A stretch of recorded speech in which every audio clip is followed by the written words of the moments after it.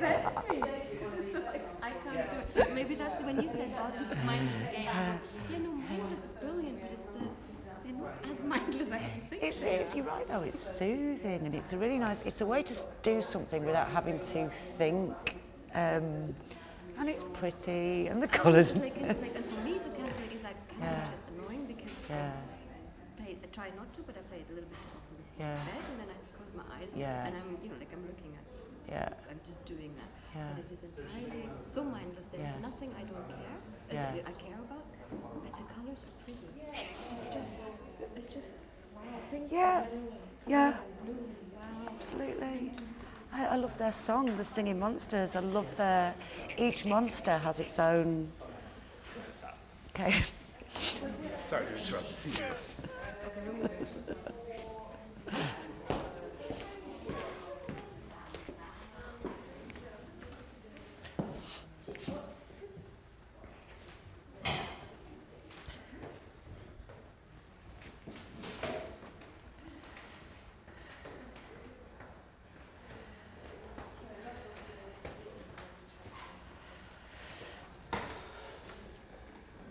Everybody to our second NetworkED event for the year, and welcome to those on the live stream through YouTube as well, and of course everybody in the room and on the live stream can tweet questions for this through hashtag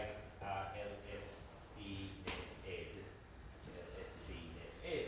So welcome everybody, and it's my great pleasure to welcome Helen Keegan from the University of Salford to talk today around, I think, one of the most interesting topics in higher education at the moment, which is the notion of empowering students to be producers, makers, critiquers, and engagers of content, which of course is a challenge that education institutions have dealt with in many different ways. So I think it's a really important area, and it's great that we're engaging with this, and without further ado, I shall hand over to Helen. Thank you, Peter. Hi, everyone. Thanks for coming along. It feels really late, doesn't it? I'm still not used to this clock change with the darkness. Okay, as Peter said, today I'm going to talk to you about students as producers. And I'm aware that, there are sort of initiatives in place here at LSE, so I thought it'd be quite, and it was your suggestion, wasn't it, to sort of focus on this area. Now, obviously, students as producers, the whole concept has received, quite a lot of attention in recent times. A real groundswell of kind of activity, I guess, and a lot of interest in the idea of students as active collaborators working in partnership with staff, because it's sort of seen as being empowering and authentic and engaging. But it's quite interesting to think that all this dialogue is going on at the same time as policy developments and kind of economic factors are really sort of positioning students as passive consumers. So there are some interesting tensions there in terms of what our learners expect. So that's something that does make it quite challenging, because working in collaboration as partners, staff and students, means staff giving up a degree of control to a greater or lesser extent. And that means that we don't know the outcomes. And so that's quite interesting when we think about how things are measured and ranked now. If we think about QAA, NSS, Unistats, it's all about things that are easily measurable, isn't it? So that does raise a kind of, bigger challenge, I guess, when it comes to partnership. There's a really excellent literature review, which was published 2014. That's Mick Healy, Abby Flint and Cathy Harrington, and it's a HEA report, Engagement Through Partnership. Now, they use the word partnership rather than producer, but this is it's a very nice overview in terms of a literature review and also a conceptual framework. Interestingly, when we look at the various conceptualizations, we can see that a huge amount of terms have been used to describe this process of engaging students as partners. Now, some will emphasise research and inquiry, others will emphasise how students might be engaged as learners and teachers or as co-creators in the learning experience. Other terms emphasise students as consultants and change agents. So these terms overlap but essentially they are different conceptualizations. And so what Healy, etc. have done there is sort of developed a very useful overview model, which does give us a nice conceptual tool when we're thinking about what do we actually mean when we, you know, start to encourage staff and students to work together. Now, today I'm going to talk to you specifically about social media, social technologies, online social platforms, and how these can be used by students as producers in a variety of contexts. Now, the thing that really kind of interests me is the international dimension. So often, you know, when you look at the literature and the projects around students as producers or partners, they still tend to reside within the institution, within the department, within the module. You know, it's quite a locally situated kind of activity.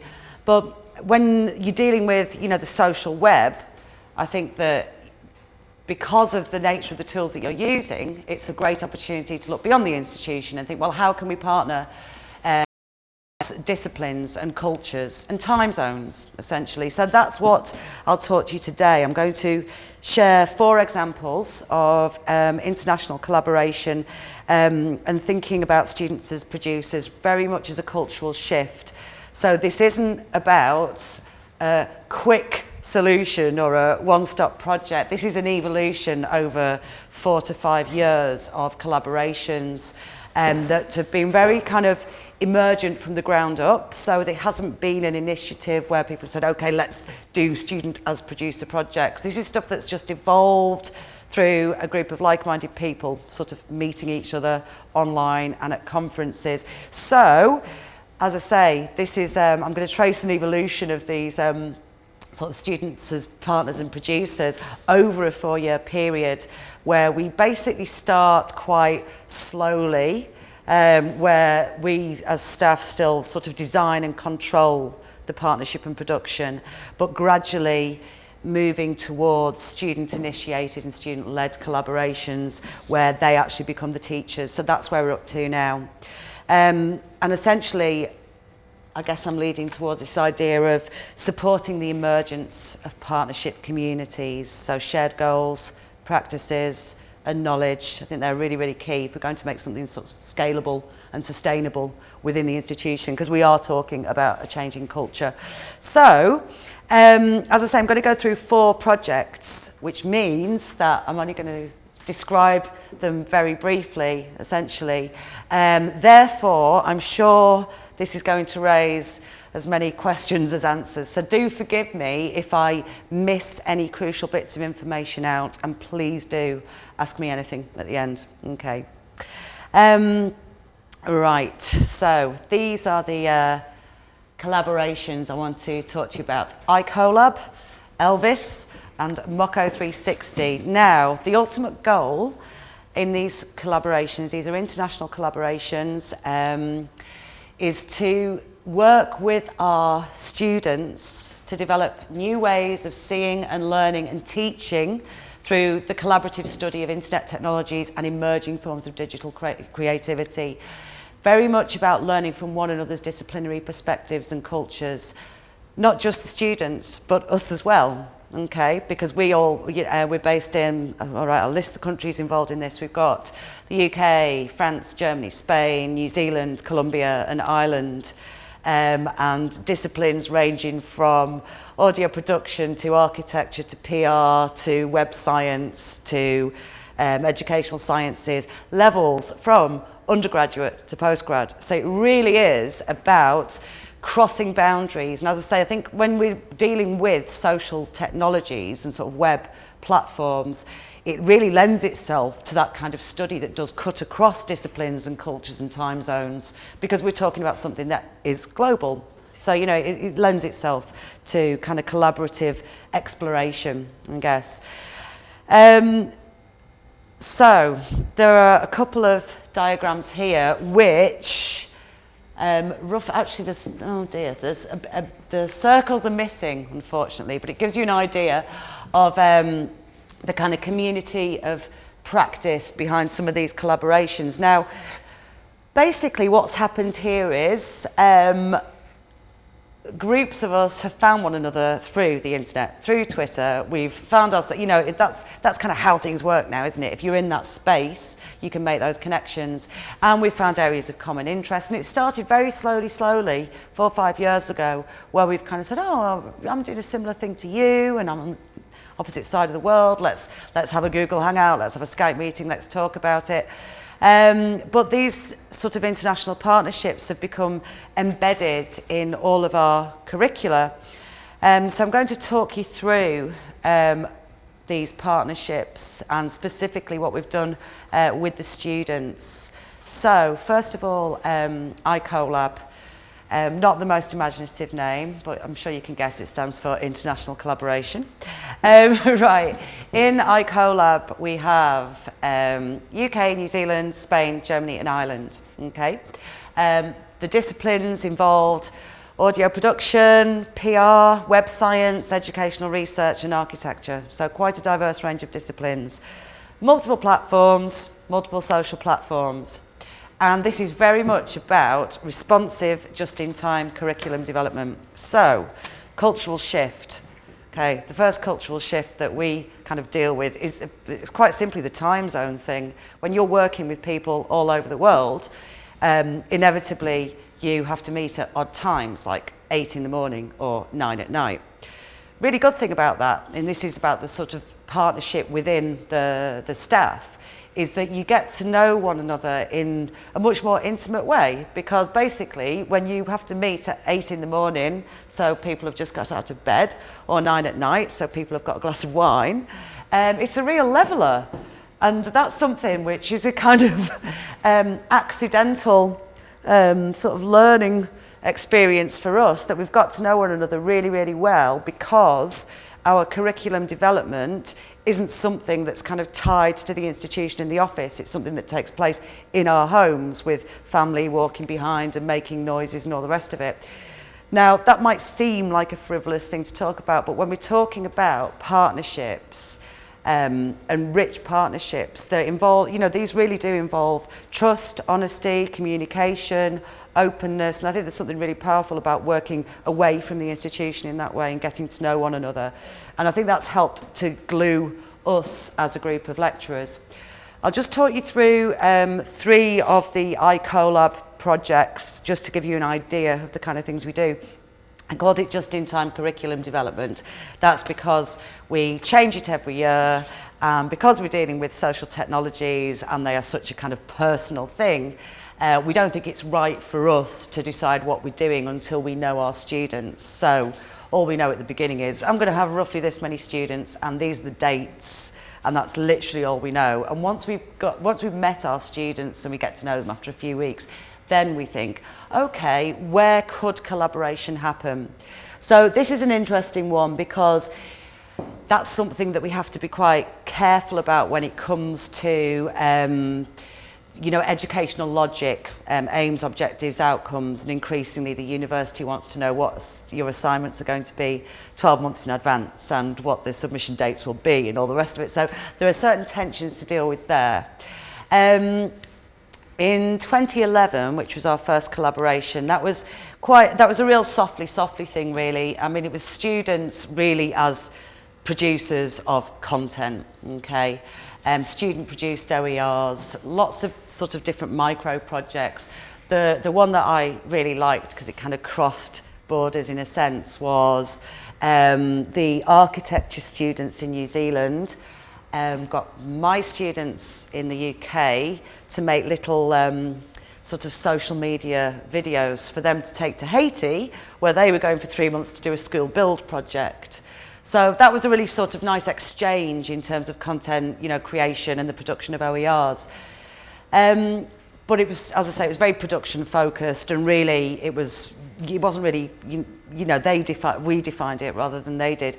The following year, we sort of pushed it a bit more, and what we did, we had students in the UK, New Zealand, Germany and Spain produce transmedia reports for one another. So they used tools ranging from kind of flash animations with embedded stories from Storyfy and Instagram and all sorts of things but essentially each student team worked locally in a team of 4 and created a transmedia report on social technologies in my industry, in my city. They then presented these reports to one another online.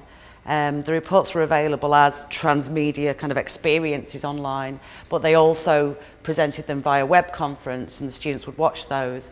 So we had the students in the 4 countries from these different disciplines producing transmedia reports for one another, which meant that they were learning, they were teaching one another about the social web, but from different cultural and disciplinary perspectives.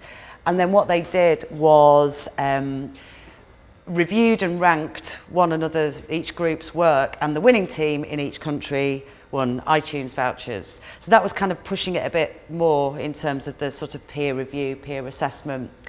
And then the following year, 2013, that was really about sort of peer teaching and critique. And that was more with master's students, where we set up a collaborative Google map and got all of the students to upload their research project proposals to this Google map and sort of locate them, and they could spin around Google Earth and read one another's proposals and then give them feedback on those. But it was quite powerful, that sense of kind of geolocation. The thing that I loved about that was when it all went wrong. It was basically, we'd made this collaborative Google map, so it was open, and the students put their research reports on there and gave one another feedback, and it was all going really, really well until the day when we woke up. And all of the student place marks were in the Arctic Circle. And 2 of the students thought, hang on, we can do anything with this. It's an open collaborative map. So they moved everyone to the Arctic Circle and completely ruined our ideas of location. But it was interesting. So yeah, that was quite a good experience as well, you know, just thinking about what happens when you do give up control. But interestingly, this was kind of 3 years into these collaborations. It was the first time that any anarchic behaviour had taken place, so it's not too bad really. So yeah, that was an interesting one. But yeah, so that's just a quick description of iCollab. But that's relatively safe. I think for me, the interesting thing about these partnerships is probably it's the sort of just-in-time nature of it. I think this, for me, the interesting thing with this is it's the staff partnership and the fact that we have to be responsive to one another, and sometimes it's literally a case of deciding the night before a session how we're going to hook our students up the next day. So that's the kind of cultural shift there.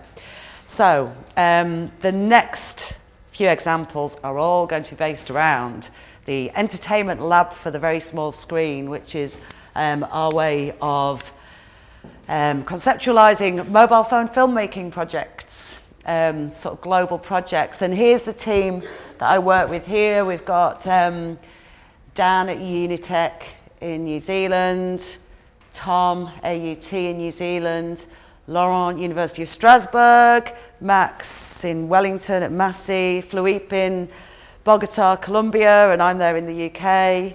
And we kind of met one another in 2010, I think, online. Just kind of, you know, you find people that are doing similar stuff, and I was getting my students to make short mobile phone films and really getting them to be very experimental, pushing the boundaries. It was quite an interesting time because the technology wasn't good enough then for people to make films that looked great. So there was generative constraints to the technology, which meant that the learners really had to think about the content. So that's what got me into mobile phone filmmaking. But we're all from different disciplines, so everyone had a different reason for doing it, which again was very attractive with the idea of bringing our students together and that idea of doing the same thing from different disciplinary perspectives and learning from one another. So in this collaboration, we've got, you know, cinematic art students, multimedia, acoustics, audio production. So again, they all kind of look at the technologies and the aesthetics differently, and there's real potential for learning from one another there. So this is the team.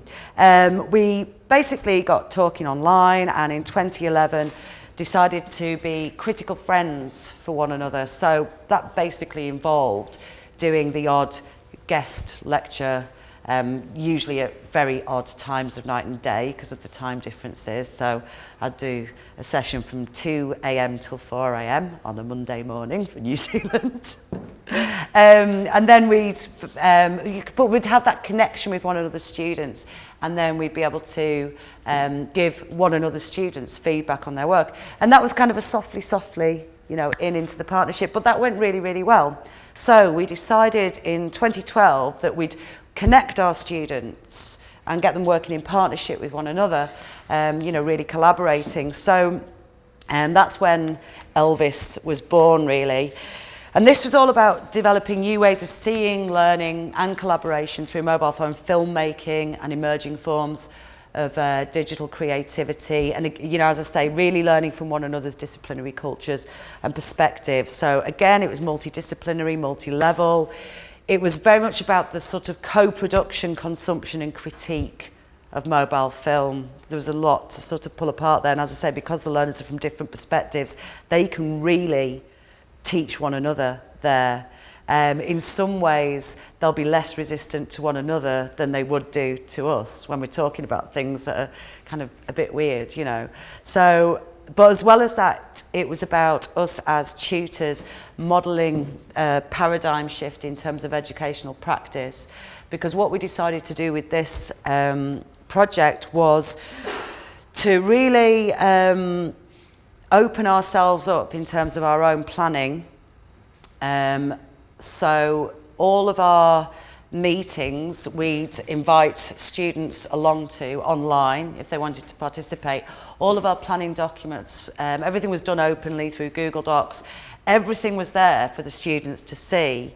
And in the process of us modelling that kind of openness and collaboration, they were able to basically learn from how we did it. It was about behaviour modelling, which set them up to be able to collaborate with one another. But we wanted to come up with a project for these students. There were 50 students this time around, and we thought, well, what can be the focus? So we decided to go for global sustainability, because it's an issue that affects everybody. You know, surely everybody can make a film about that. And whereas in the iColab thing we had the teams might have looked at one another's work and peer reviewed, peer assessed, but they were working locally. With Elvis, we decided to make international teams, so teams of 4 people with 1 student from each country. And that worked, that worked really well in terms of the collaboration. As I said, there were about 50 students, very similar student numbers in each institution. The project was called Mobile In, Global Out. We started off with what we call the Great Global Hangout, which is now a bit of a tradition where we get all of our students together and using a range of laptops, try and fit everybody in a Google Hangout. I think our record so far is 120 people, which is not bad going. This is the first one with about 50 people. So that was just a way for everybody to meet one another. So I think the students in New Zealand, it was about 8 in the morning for them. They had croissants. The students in France and the UK had beers, and they're all kind of chatting and waving. And it's really interesting when you think about, I mean, the whole idea of digital natives, if you see, is kind of a misnomer. But, you know, they were really sort of blown away by being able to connect with one another this way, even though they're completely adept at social networking and Skyping. But just to be able to use the tools in this context was kind of a big deal. So yes, the students were given 3 weeks to make short mobile films on something to do with global sustainability. We did have an expert coming and talk to them live online in order to get them thinking, but it was very much up to them, and they used a range of open platforms in order to plan and communicate. It was interesting to see how they dealt with you know, the whole issue of kind of collaborating with one another. If I can just open a browser now, hang on. Yeah, so here's the main site for Elvis. You can see all of this organisation there. So yeah, the students are collaborating, they're partnering, they're teaching one another, they're producing, but we did all the organising. You know, we were still in control in a sense. So it was kind of, as I say, very softly. I'll just point that these bits are interesting. Like Helen's feedback, Dan's feedback, Laurence's feedback. One of the things we've found is by kind of working across institutions in this way and getting our students to work together, it's really good when it comes to giving feedback. What we do, because there's generally 4 to 5 academics involved, we'll each do a 5 to 10 minute general feedback video to all of them, and then the students get a feedback playlist. Now, as well as the student, as I say, the students from different disciplines, but as are we. So we'll all have a particular kind of focus when we critique their work. So they get much richer feedback from 5 people from different disciplines than my students would from just me, for instance, because I see the world my way. And the students love it. You know, they basically get a TV show kind of thing of feedback. That works really, really well. That's one of my favourite kind of aspects of what we're doing in many ways. But yeah, as I say, you can see that this is very tightly organised by us, okay? So that's just an example of, the Elvis 2012 site. So, one of the things that I really liked about this was the group of students who really followed the brief and started work straight away and tried to do everything that we asked, came up with a video that was functional. Okay, it worked, it sort of ticked the boxes. The students who basically spent 3 weeks flirting, and then a week before the deadline we said, hang on, shouldn't you be making a film here? Yeah, they had to stay up for kind of 4 nights straight, but their film was great because of the socialisation that had gone on. So again, I'm probably going to keep coming back to this with regards partnership and producers. Personal relationships, I think, are key if we're going to make this work.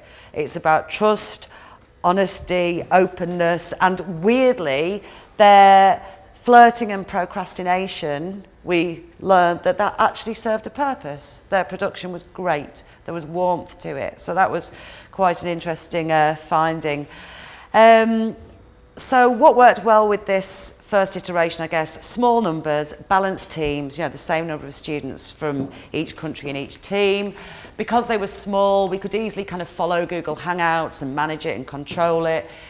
As I say, what didn't work so well, the films themselves, most of them weren't they just weren't very imaginative because people were so focused on just learning to collaborate and partner and produce together. So it took effort away from the actual productions. So we thought, well, this is really good, but it's also got problems. How can we get our students collaborating but being really imaginative and creative again in the way that they used to be in their local teams? So we were thinking, what can we do that's more open and abstract and will really push them to be more experimental?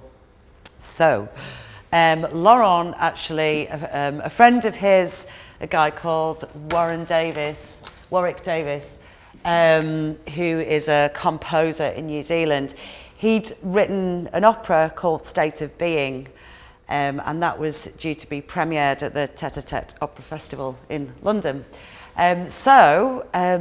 We decided, or rather Warwick agreed, to let our students create the visual backdrop for his 8-act opera.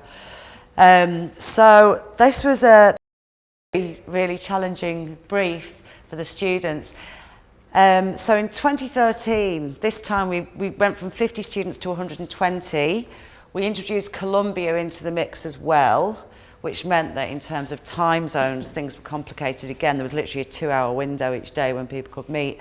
The teams were split. They were split into teams of 8, international teams, students from each country, and each team was given a 1-word descriptor and the soundtrack for their particular act.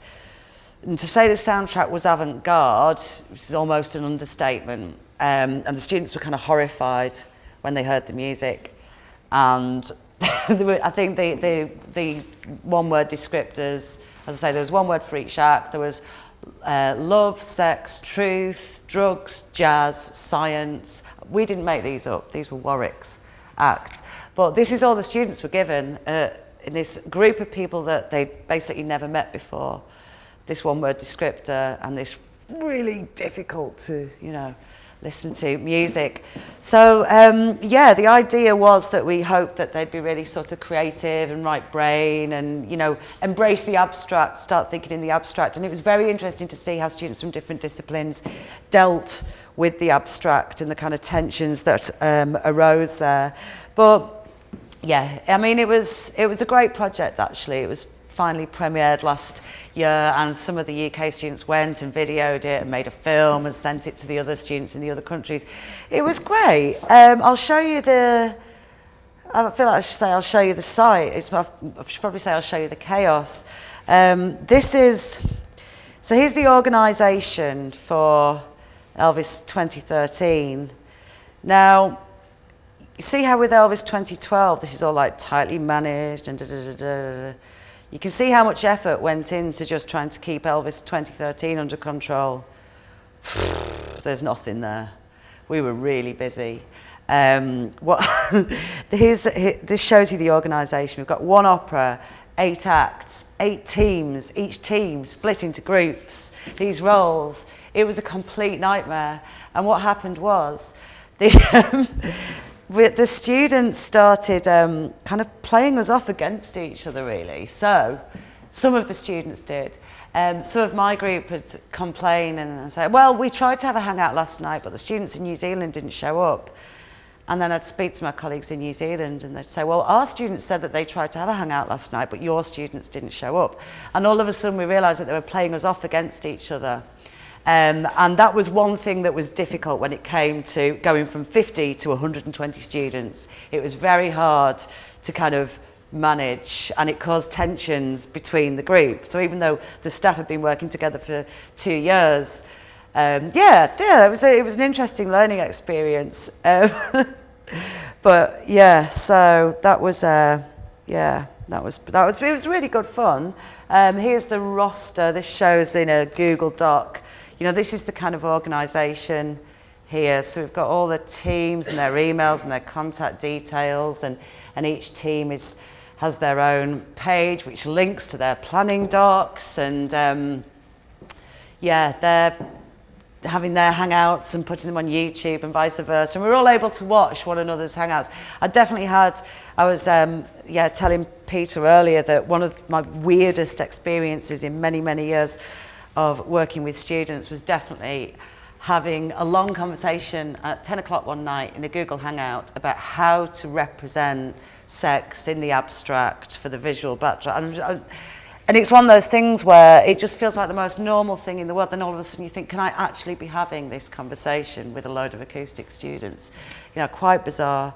But one of the things that we do in these projects is, really getting over this sort of student staff, us and them dynamic by inviting them to come to our meetings online, which they will do, and getting students to then report back to the rest of the group, or they'll invite us to theirs. And that's really effective in terms of breaking down the barriers, the boundaries between staff and students, and up those roles. So that was it was hugely challenging, that project. Potentially started to cause problems between a lovely close-knit group of staff that had always got on very well, but we got through it. But the challenges here, some really kind of practical ones like semester dates. That's very hard when you're doing this kind of partnering in a more long-term project over time zones, hemispheres and cultures. It's much easier to find, say, 2 weeks that overlap where you can collaborate than 6 or 8 weeks, quite simply. Imbalance student numbers, that was another challenge because we had many more UK students than we did. We didn't have many French students, and so they didn't really have the confidence to engage in the groups in the same way, because there'd be like one of them with 3 students from the other countries, so we lost them. That was a problem.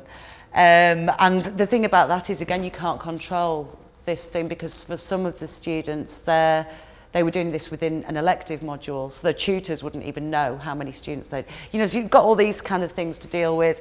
As I say, there were so many people at different time zones, it was very hard to manage and monitor, so they started playing us off against one another when they basically couldn't be bothered to do things. For some of the students, it was just too out there, okay? I think for some of my students particularly, because they're from an audio engineering, they really weren't keen on some of this stuff. Very frustrating. And then this is another interesting thing that kind of comes out, I think, when we're looking at partnering and producing, beyond the kind of local environment, the university or the classroom. Different universities, different cultures, different disciplines, different preferences in terms of what platforms they want to use. And so whatever decision is made by staff when we're trying to still control things gives rise to certain power relations. And that's something that's very difficult to get over. Yes, so actually something I want to mention in relation to the iColab project that I started talking about earlier. We had an interesting case there where students in 3 of the countries started making little YouTube videos for one another to say hello, and the web science students in Germany refused to do that because of security issues. So again, that's how the kind of disciplinary culture and the culture impacts on the choice of platform and can impede collaboration. So all these little things that start to, come out. But the platform preference thing is really interesting. When you set up, you can say to students, right, this is going to be open and you can use all of these platforms. But fundamentally, we have kept running into problems whereby the students in France will refuse to use Facebook. The students in the UK only want to use Facebook. So these are the very kind of practical but very real issues that we've faced. I'm aware now that all I'm telling you about really is things that have gone wrong. It's not all been bad. It's been great. But I just think you can learn a lot from mistakes, can't you, or failures or whatever. But yeah, ultimately we did manage to pull it off, and it was great in the end. Just hard work. Anyway, after together for 4 years without ever meeting face to face, I finally went over to New Zealand and Australia last year and had a brilliant 6 weeks working with my colleagues that I'd only ever seen through a screen. And it was really nice when we actually got together, because it just felt like we'd known, it was just the most comfortable thing. And that's another thing about working in partnership, across cultures. Often I feel a damn sight closer to the people I work with in these collaborations than I do with people in the, in the office next door. And to sit down and really thrash it out together and think, well, we know we're doing some really good stuff, but we know there are loads of problems. How are we going to get over this? So we really kind of moved more in the direction of almost connectivist MOOCs and thought, and what's going to happen when we just when we really stand back, sort of give up a hell of a lot of control, let's see what happens, okay, in terms of students as producers, as partners, as peer teachers.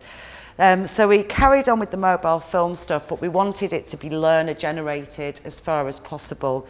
Lots of discussions around this, because obviously it meant giving up a lot of control, and some people were more comfortable with that than others. But we decided just to try and set up the environment for a community to emerge. So as I say, we couldn't control it at all. What we did decide on was a name and a hashtag, basically. Moco 360, mobile collaboration, 360 degrees. And this time, as I say, everything was produced and just, published with the hashtag. And we used Tagboard, which is a tool that pulls in content from different social platforms. And by just using Moco 360 on Tagboard, we were able to pull in content from all of our students, which meant that they could use the platforms that they wanted to use. And it was really amazing to see the level of engagement sort of massively increase when students were able to use what they wanted. So that was interesting to see. They used all of these different, platforms. lots of them, in fact, yeah, they all went to Facebook.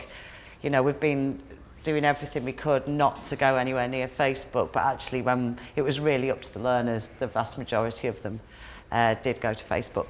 YouTube, Vimeo, Instagram, Vine, Viclone. But what we did this time, we didn't have a set project in mind. We just decided to make our students aware of one another and still do the thing where we'd pop into one another's classrooms via Google Hangouts. But, you know, we didn't force anything. And what was really interesting about this was that by having basically no control and essentially chaos, order emerged. So as before, we tried to sort of, you know, make sure everything worked, and with the opera project it just became total chaos. This kind of spun it all on its head. So that was quite a learning experience. In the past, we'd had these, we'd get our students to do little hello videos for one another to introduce themselves, but they started to feel a bit stale. So we asked them we went back to a collaborative Google map. I think the location idea is really powerful for the learners to, you know, appreciate the fact that they are working with people on the other side of the world. And we asked them to make little Vine videos and just position them on the map. And then they could just go around and explore the map. And we think, well, that's more how you browse Facebook or the internet, you know, voyeurism and thinking that's interesting and clicking a link instead of forcing people to watch a video where everyone's going, hello, my name is. So basically their instruction was just be a bit weird, be interesting. You know, if you're really stuck, pretend you're doing a kind of 6-second Lonely Hearts ad. And the idea was that by sticking all these vines on this map, they'd explore one another's vines and hopefully find one another interesting. So it was all about basically getting them to be a bit strange, weird, bringing mystery and intrigue into it, making people want to look, you know. So I'll show you, I mean, these are just very short little videos now. Yeah, there's loads of these. I love this one, Morgan's. Yeah. And, you know, when you've got a Google map with loads of these all over it, it's amazing how much time students will spend discovering one another because they don't know what's going to come next. You know, so quite really, really simple, but it worked. And actually, it led to, they all sort of fell in love with Vine. And you know, there's a real digital resurgence of stop motion with Vine because of this 6-second limit on the videos. And it became a creative tool in itself. And now we've got 250 students this time. And now we've got all these fans of Vine that won't stop making Vine videos for one another. It was great. You know, we didn't expect that to happen. As I say, we used Tagboard, which allowed us just to bring in any content that was tagged with Moco 360, but from different platforms, you know, Twitter, Instagram, Vine, all the rest of it, which meant that students, it wasn't about us dictating platforms anymore. It was more about learners and individual tutors choosing which platforms to use, so, as I say, in common with connectivist MOOCs. So we're still seeing the community, although we're working across different platforms. If anything, this felt like a real community for the first time because it wasn't about a group of staff saying, let's all collaborate using all, you know, and dictating the platforms. This really was something much more emergent. Very powerful. In terms of the organisation, this time we'd still meet weekly, but simplified it in terms of our own planning doc. For each university, we just put in a rough idea of topics that we'd cover that week. And once we had them all in place, we just literally sat there and went, so where do you think's the logical place to start collaborating? But we never started collaborating. We just made our students aware of one another and then basically just suggested they might like to collaborate when it got to week 6. So what we do, you see, by starting each class, every week in our local classes, we'd have a screen with this tag board and we'd just show students, like, oh yeah, your work's there and look what this person's done in France, etc., etc. When we first told our learners about Moco 360, it was something really alien to them. It's like, what's that got to do with me? But basically, it was that idea of kind of ambient awareness and familiarity. Once you've had 3 or 4 weeks where you bring this board up and they start to see one another's work, there's some kind of emotional connection, and it's quite subtle at first, but it builds and builds. So they went from this, Moco 360 being something alien in week 1 to probably week 3 or 4, this kind of ambient awareness of Moco 360. And by week 6, they had this sense of being part of something, because Moco 360 was just kind of there, and they got used to seeing one another's work.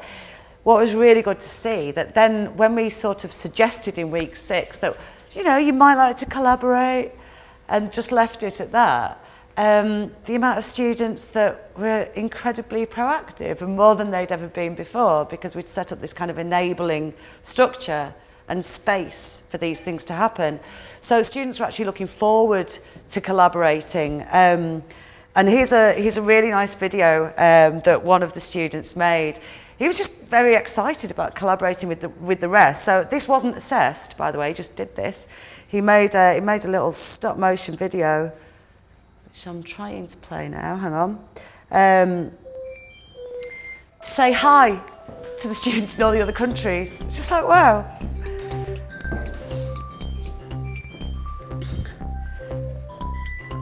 So I used a GoPro for this, took about 2,000 pictures, and then used an app to stitch them all together.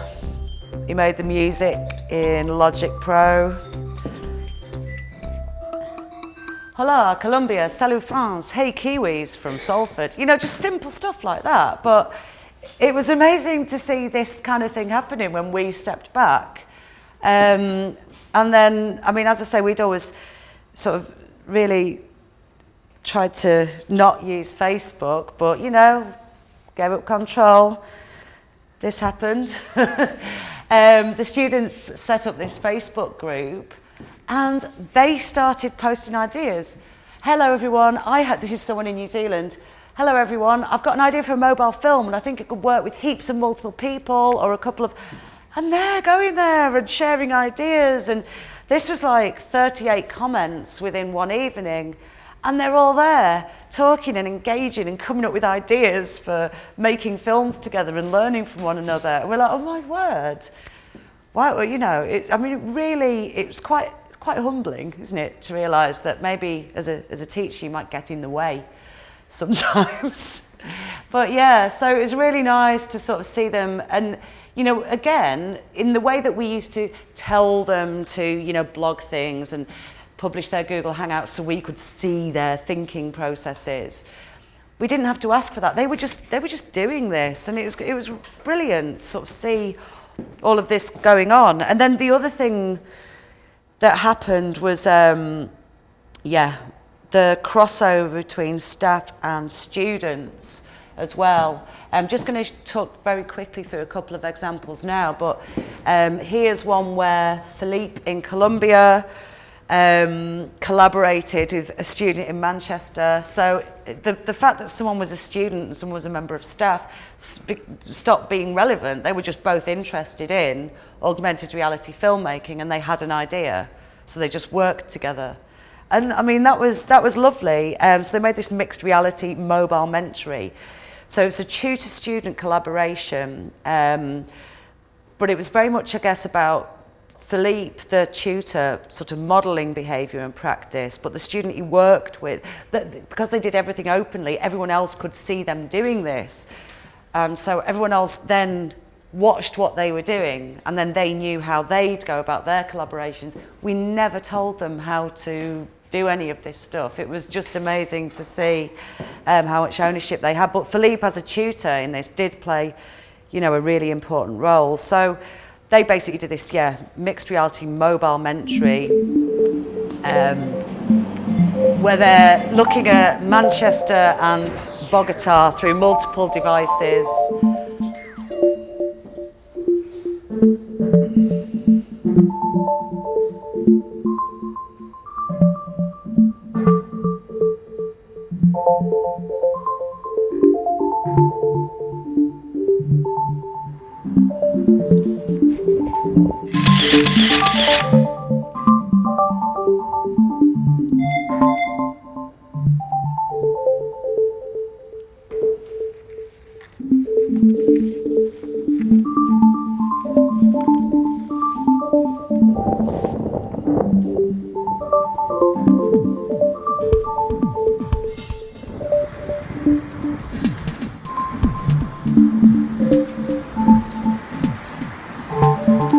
glamour.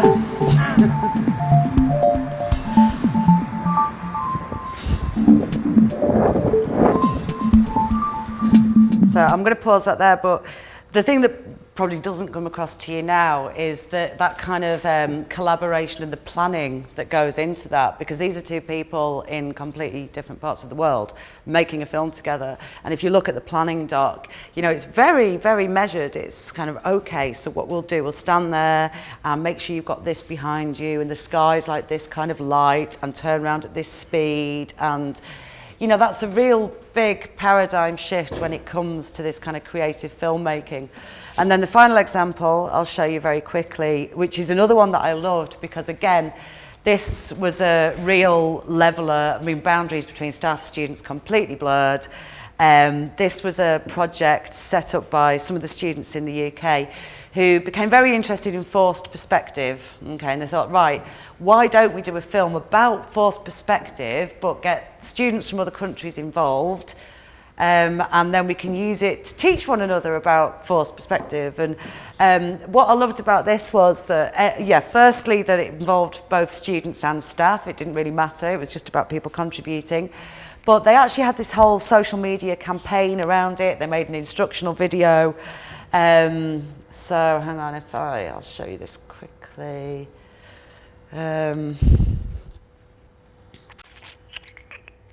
Here we go. So the Forced Perspective Project.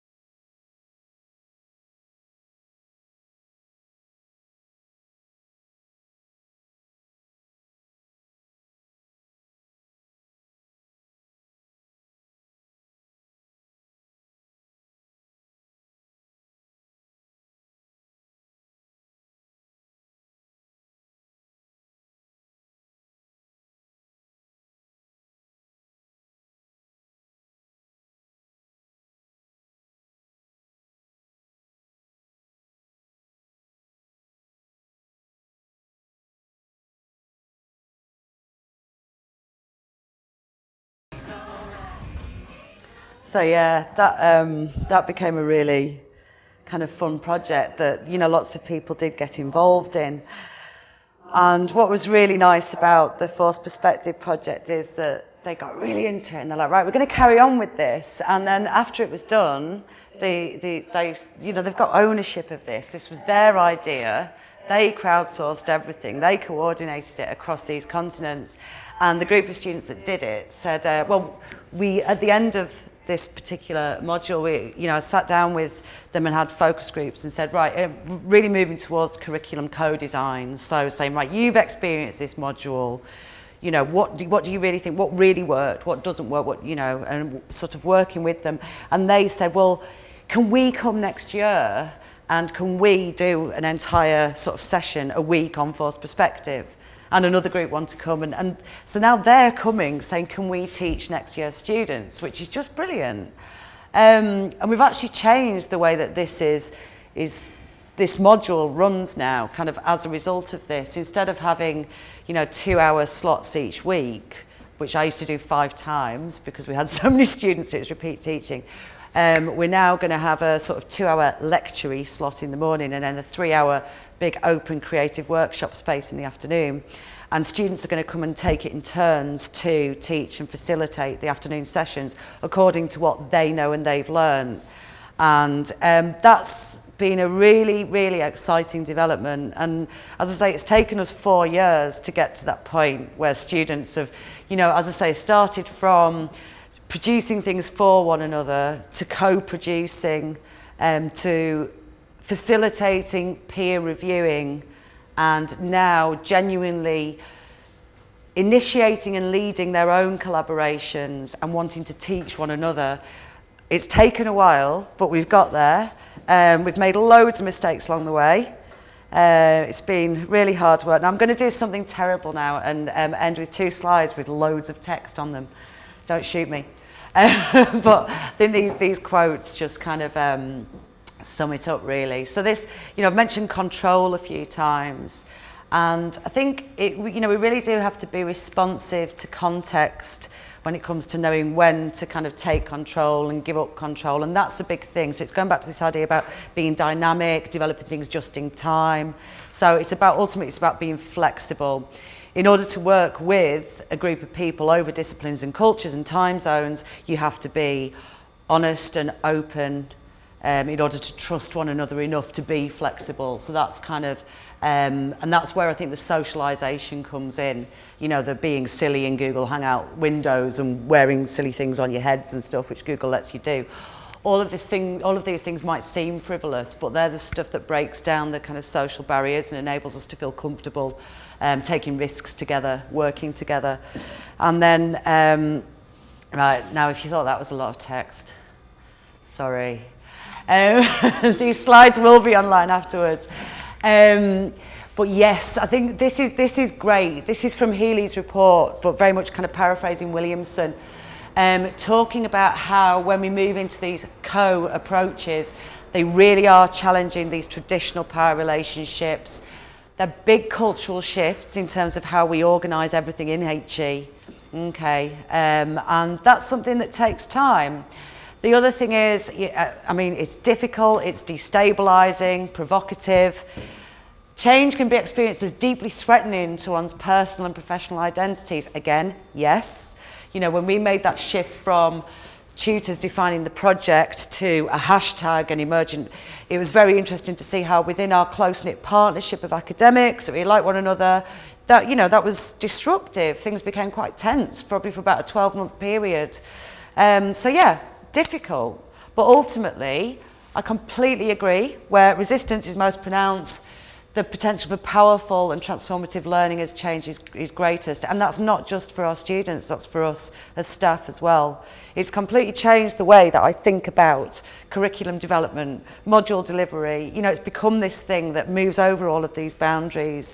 And for me, that's been a really, you know, that's been the best thing, I think, about moving to this kind of partnership approach, partnership with staff, partnership with students, and really blurring those boundaries. So thank you very much. Thank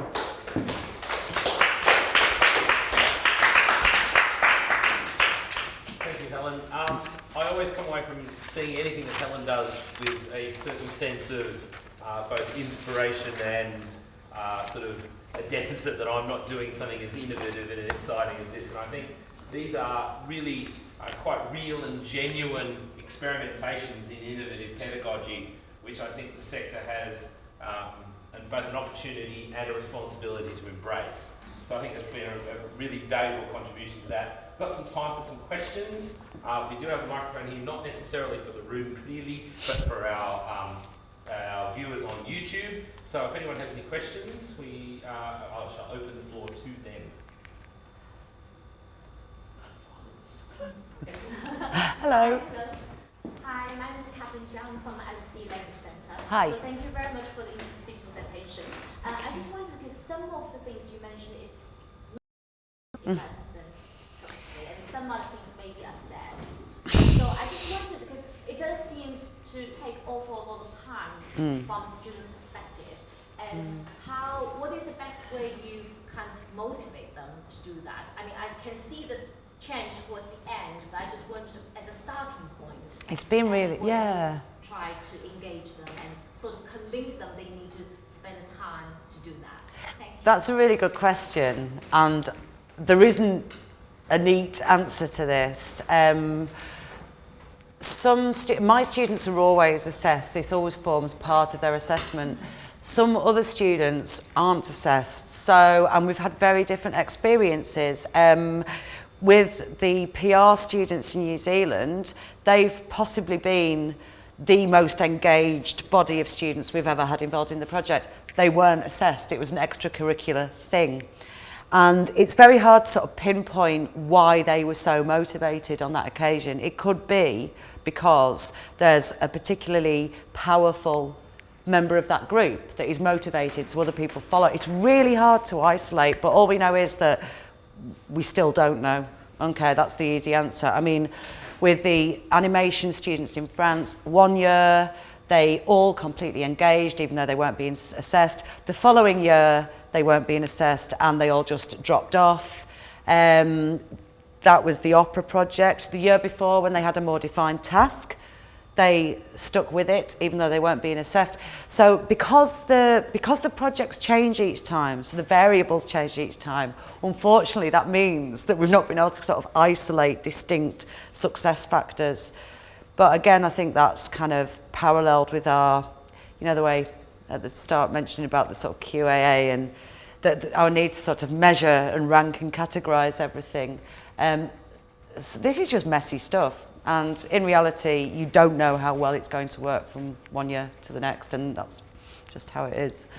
Yeah. Twitter question? Yeah, it's a question from Jim Pettigrew. Are there subject areas or disciplines that lend themselves more readily to this kind of international collaboration and some that don't? Yeah, I mean, with the mobile film collaborations, all of those students are doing something creative to some extent, whether it's animation or multimedia or, the audio engineering. So yes, definitely. I think with the social media projects, the iCollab projects, they can work for absolutely any discipline because that's part of the world that we live in now. So anybody from any discipline does have a unique perspective to bring to that. So I think some of the most interesting people that we've kind of worked with, well, one of them was a lawyer who uses Vimeo to highlight cases. I mean, the ethical issues around that are fascinating. But, literally any discipline can use these technologies. So I think that's the really ripe one. But it's about moving beyond digital literacies as study skills and really embedding them into the curriculum. I think that's where the richness is there in terms of the multiple disciplinary perspectives. Any other questions? Excellent. Back for a second. Well, once again, I'd like to thank Helen for a very both inspiring and provocative conversation. We will have this available online fairly soon and continue the conversations through Twitter with the hashtag LSENetEd. Just a small piece of advertising. Our next session is on the 26th of November with Marika Guy from the Open Knowledge Foundation, who's going to be talking about what does open data have to do with education, another fairly prescient topic within higher education at the moment. On the 28th of January, if you're planning that ahead, we've got Leslie Haddon from the LSE talking about children's smartphones. And for those of you who had seen Audrey Waters talk at the Alt-C conference earlier in the year, she's coming here on the 11th of February to talk about similar issues around hacking education. Also, if you are from the LSE, we have a show and tell session around e-assessment being held on Tuesday the 11th of November. That's all that information is on our blog, which is you can easily find by typing LTI and LSE into Google. So once again, thank you very much to Helen for coming. Thank you for coming. Thank you. And thank you very much.